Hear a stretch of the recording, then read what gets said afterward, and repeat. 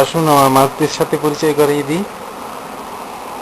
প্রথমে দেখুন ওই মোল্লা, জব্বু জব্বু মোল্লা এখন মুখ লুকিয়ে আছে আড়ালে। আসুন আমরা গোল্ডেন মাছগুলোর সাথে পরিচিত হই।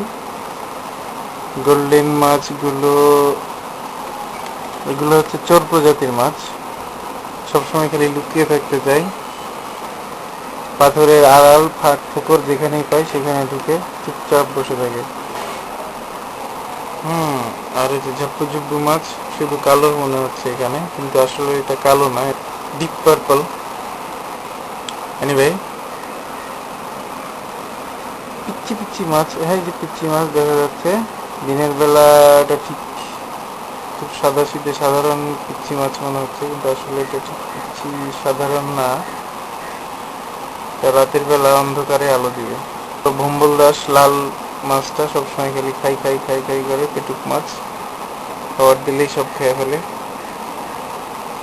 বুলডগ, বুলডগ বলা যেতে পারে একে। তো আপনারা এখন সেই বুলডগকে দেখতে পাচ্ছেন, সাথে গোল্ডেন ফিশগুলো, তো সাথে ঝুব্বু বাবা। বাহ!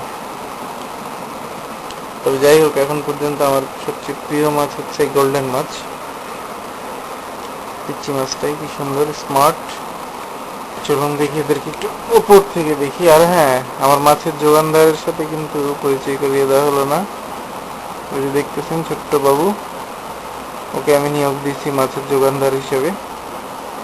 ও এখানে 24 ঘন্টা ফুল টাইম ডিউটি পালন করছে। চলুন আমরা উপর থেকে দেখি।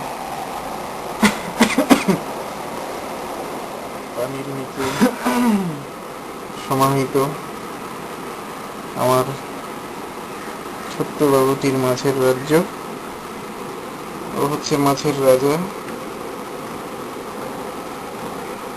আর আমি হচ্ছি মাইচ্ছা।